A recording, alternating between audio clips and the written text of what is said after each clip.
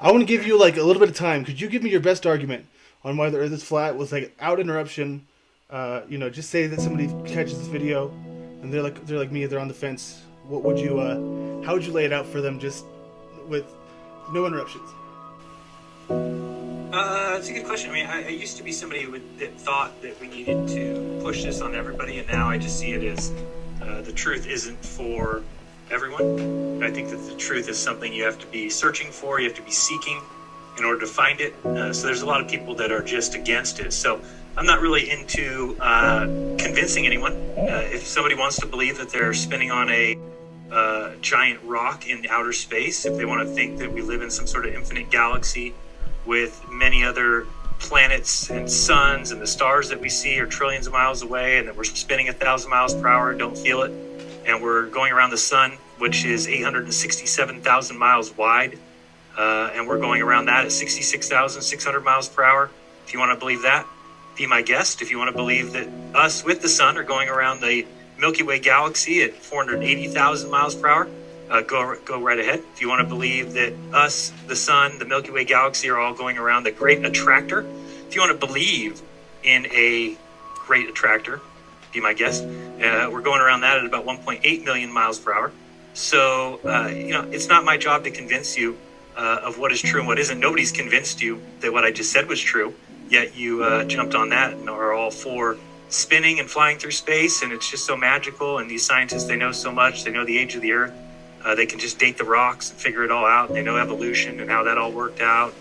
It just so happens that no more things are evolving, or we're not getting any new species now. But back in the day, they were happening all the time. Dinosaurs were here 67 million years ago, and then they got wiped out by the giant asteroid that we need to be scared of because it could be here any day. And then after the dinosaurs were wiped out, there wouldn't have been an animal of any kind of size left, maybe a badger size. So you figure that badger size animal evolved into human beings within just 67 million years. So really the entire science story is quite magical.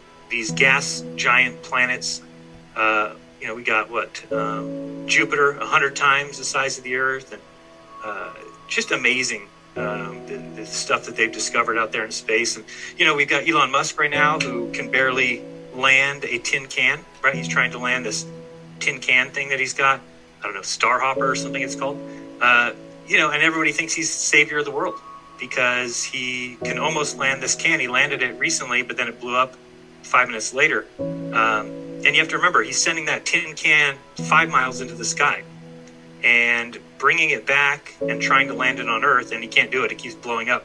However, 60 years ago, we sent men inside of a tin can, not 5 miles in the air, but many miles in the air, like 250, 300 miles in the air. And then those men joined an orbit around the Earth, and then they blasted off towards the moon, 250,000 miles away. They got there in a strange land with different gravity, no atmosphere, and landed their little craft on the first try. They just moseyed on down, and contact light, we got 5, we're right here, and they just landed in Houston.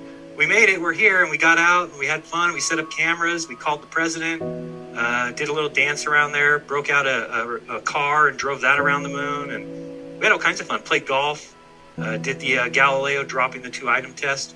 So just amazing science. And then they got in that craft, the same craft that just landed. They got in it and took off again to reconnect with the orbiting craft, and then come all together back to the Earth, get back in orbit, and then drop into the ocean.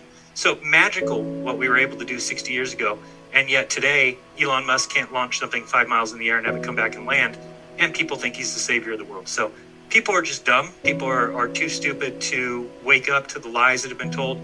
They love to ask questions like, why? Well, why would they lie? Or, that kind of nonsense. Or they like to say that too many people would be in on it. Or they have all these different excuses. And that's fine. They can stay asleep for as long as they want. They can believe in things that aren't true.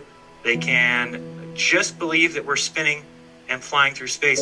So, all the distances and the speeds I just gave you, if those were multiplied by 1 million or 1 billion, it shouldn't change your opinion that we still live on a spinning water ball, because it doesn't matter what speed they say, we just don't feel it. We're just flying through the magical vacuum of space, where nothing impedes our journey and we can fly 1.8 million miles per hour, nobody ever feels it. So if all of a sudden they came back tomorrow and said, oh, actually we're traveling 19 trillion miles per hour, all of us would just have to say, yes sir, yes ma'am, whatever you say. How do I get an A on this test? I just have to repeat that nonsense. So that's really what it's come to in this world. And I'm not into convincing anybody that wants to believe in the globe that they don't live there. If that's what somebody wants, if that's if that's what feels right to them, if that's what matches their senses, go right ahead. Yeah.